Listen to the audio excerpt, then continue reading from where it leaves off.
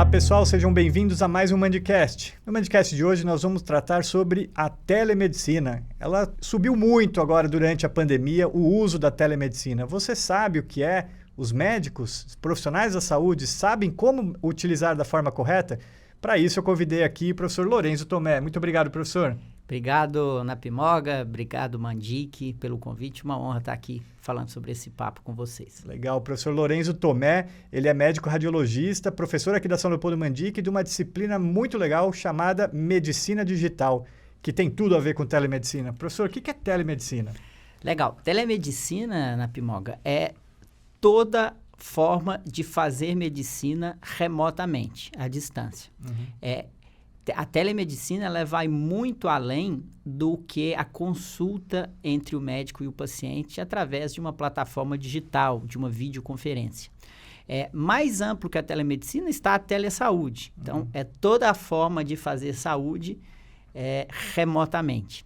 E a gente pode dar um exemplo ou exemplos, a consulta médica remota, né? O paciente de um lado, o médico de outro, isso é um exemplo de telemedicina, mas a monitoração de um batimento cardíaco, de uma saturação por aparelhos e esses dados sendo enviados para uma central, isso é telemedicina. Quando um professor está ensinando um aluno práticas da medicina, isso é telemedicina. Quando um professor está ensinando outros médicos, discutindo casos clínicos com outros médicos, isso é telemedicina. Quando um médico está tirando dúvida com outro médico sobre um caso de um paciente, isso é telemedicina. Cada um desses casos vai ter um nome específico, mas se enquadra dentro da telemedicina, que é uma caixinha dentro de uma caixinha maior que é a telesaúde. Legal. E quais são as vantagens da telemedicina para os médicos, os profissionais da saúde e para os pacientes? Legal. Quando a gente fala em a telemedicina, a gente tem uma tecnologia envolvida, uma tecnologia digital, né, que está envolvido bits e bytes, códigos, softwares. E quando a gente pensa em tecnologia, Napimoga, a base é a boa tecnologia, ela retira atritos e melhora processos. Então, se eu tenho uma telemedicina eficaz, eficiente, ela está retirando atritos e melhorando processos. Quando a gente pensa nesse paradigma dentro da saúde, o que o paciente pode ganhar se for retirado dele atritos e melhorar processo? Primeiro, que eu garanto acesso. Imagine um paciente na população ribeirinha, um paciente do norte de Minas, um paciente do Amazonas, um paciente dos confins do Brasil, que tem dimensões continentais, precisando de um especialista em cardiologia porque ele está com arritmia. Esse paciente dificilmente teria acesso a um especialista em ritmologia, que é o nome correto, se não fosse através da telemedicina. Então, o primeiro ponto, ela garante acesso, ela permite que o paciente chegue até o médico para resolver o problema dele. O segundo ponto é a redução de custos. Se a gente retirar atritos e melhora o processo, a gente reduz custos. Como? Um bom exemplo é o serviço de telesaúde da UFMG, faculdade que eu me formei. Eles trabalham há mais de 10 anos analisando eletrocardiogramas. E eles têm um banco de dados enorme ali, dando o diagnóstico correto por especialistas para essas regiões distantes do país. Com isso, eles somam ali mais de 350 milhões de reais em economia. Uma vez que o eletrocardiograma foi avaliado corretamente por um especialista, esse paciente não precisou fazer um ecocardiograma e economizou do sistema de saúde. Então, para dar exemplos, retirar atritos melhora processo, gerando acesso e reduzindo custos no setor de saúde. Então, a telemedicina ela já vinha sendo utilizada e foi catapultada na pandemia? A telemedicina ela estava permeando o setor de saúde brasileiro sem a devida lei que estabelecesse esse direito. Tá. Então, existia telemedicina, mas não existia uma legislação que determinava como ela poderia ser feita. Tá. Com a pandemia, a gente viveu um momento de isolamento social e foi necessário adotar medidas para que o paciente se encontrasse com o médico em todas essas instâncias. E aí, sim, a gente teve uma lei de 15 de abril de 2020, que autoriza todas essas formas que eu disse aqui de telemedicina entre médico e paciente. As formas que eram permitidas eram nunca um médico de um lado e o paciente do outro. Tá. Eram, por exemplo, os dois médicos, que é chamado interconsulta ou a teleconsultoria, por exemplo, eu pedindo uma opinião para você, para eu cuidar de um paciente. Então, anterior tinha um médico e o paciente presenciais e um terceiro médico remoto fazendo a segunda opinião, é isso? Exatamente. E aí, a partir de abril de 2020, agora eu posso falar somente com o médico por meio de telemedicina. Exatamente. E cabe ressaltar que essa lei na PMOG, ela é uma lei provisória que veio do Ministério da Saúde e do Poder Executivo. Então, é uma lei que veio lá do Senado Federal, do Congresso, que veio do sistema político. Não é uma lei que veio da classe que deve regular isso, que é o CFM, Conselho Federal de Medicina. Tá. Então, nós aguardamos ainda por uma legislação que venha da classe que deve regulamentar isso. E permanente. E você acha que com essa 1 ano e meio, mais ou menos, de telemedicina, no formato que nós conversamos, um médico de um lado e um paciente do outro, a população e a classe médica de saúde, elas viram as vantagens e isso é irreversível? Com certeza é irreversível.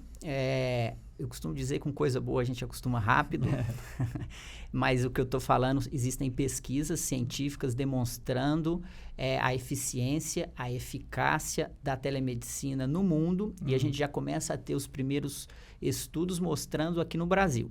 E disparado, o que mais salta aos olhos é o NPS, né, que é o Net Promoter Score, é o índice de satisfação daquele paciente que foi atendido por uma via remota. Tá.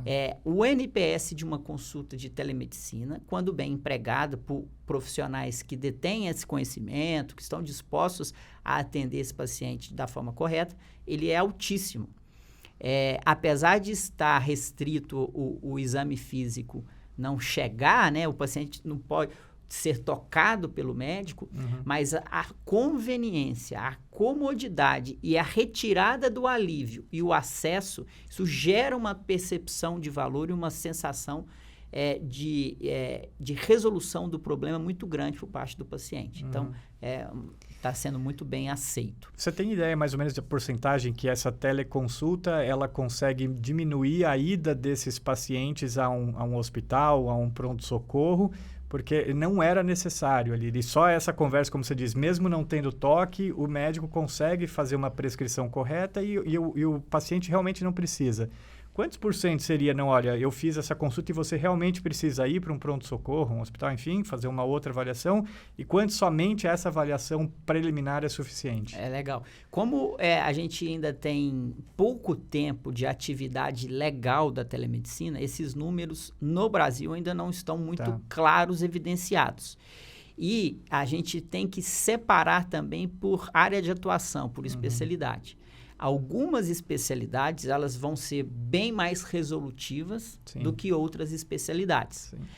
Então, por exemplo, a psiquiatria, a telepsiquiatria, a telepsicologia, ela avançou enormemente com números assim exponenciais. Várias plataformas foram criadas, muitas e cada vez mais recebendo investimento, essas empresas têm crescido muito. Isso quer dizer que o mercado aceitou, que a população está gostando, tem valor, por isso que esses negócios estão crescendo. Mas algumas outras especialidades ainda carecem de mais devices, mais tecnologia do outro lado. Então, as especialidades, por exemplo, como uma cardiologia, que depende muito de auscultar o coração, de ver o batimento, de ver o pulso, ver a pressão, essas especialidades, elas ainda estão em desenvolvimento. Mas o que é preciso a gente ter em mente é que a telemedicina ela é uma alternativa segura, eficaz para toda e qualquer especialidade, desde que bem empregada. Então, quando na PMOG você vai prescrever um exame de imagem para o seu paciente, você sabe se ele precisa de um raio-x ali ou não. Mas quando você indica, aquele raio-x é bem empregado.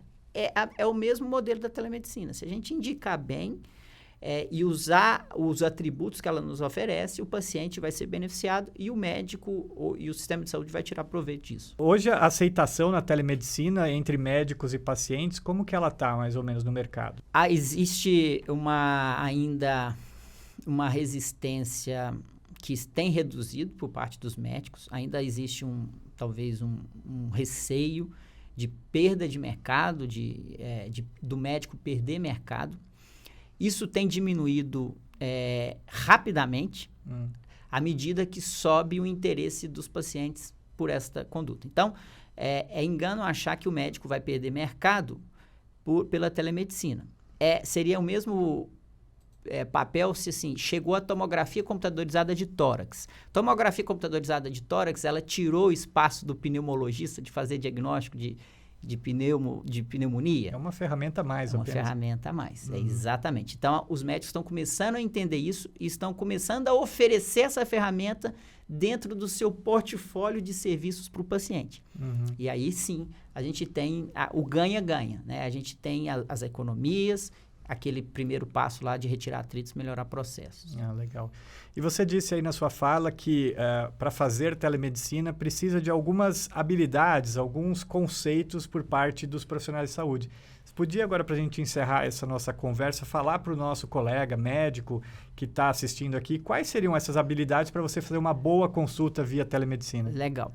É comum pensar que a humanização ela é perdida ou ela é reduzida quando você está remoto. É comum pensar que a tecnologia retira a humanização do processo. E isso não é verdade, na Pimoga. A gente pode... você pode ser um dentista extremamente humano do lado do paciente ou remotamente. Eu posso ser um médico extremamente desumano na frente, com o paciente na minha frente, e, ao mesmo tempo, posso ser um médico extremamente humano remotamente. Quais são essas técnicas, essas estratégias? A primeira, por exemplo, dar um exemplo, olhar para a câmera. Por exemplo, se eu olho para a câmera quando eu estou falando com o meu paciente, ao invés de ficar olhando para o teclado, olhando para o lado, eu olho diretamente para o paciente, isso eu transmito empatia, eu transmito valor naquele diálogo. Então, quando eu estiver falando, olhar para a câmera, mandar links para que o paciente preencha informações antes da consulta. Com isso, você economiza tempo e você já sabe o que você deve perguntar e por onde você pode caminhar para fazer essa consulta. Usar os mecanismos digitais, as ferramentas digitais, WhatsApp, e-mail, para nutrir esse paciente após a consulta. Então, se eu atendo um paciente com doença do refluxo gastroesofágico, depois da consulta, eu mando para ele uma notícia, um artigo de como ele engajar nesse tratamento do refluxo por e-mail, pelo WhatsApp. Ocupar os espaços vazios das redes sociais. No momento que eu sou médico e ocupo esse espaço vazio, trazendo boa informação de qualidade para os meus pacientes, o paciente está me vendo, sabe como eu sou, qual que é o meu jeito de falar, e isso gera empatia para aquele momento da consulta. Então, são vários macetes, várias técnicas que cada vez mais serão aprimoradas e estudadas e comprovadas para a gente ter uma ciência que fundamenta a telemedicina. Sem dúvida. Muito legal essa nossa conversa aqui hoje com o professor Lourenço Tomé, professor de Medicina Digital aqui na São Leopoldo Mandic, falando sobre telemedicina. Ela veio para ficar, não tem jeito. Se você gostou da nossa conversa hoje aqui, deixa um like. Não esqueça de se inscrever no canal do YouTube da Faculdade São Leopoldo Mandic. Um abraço.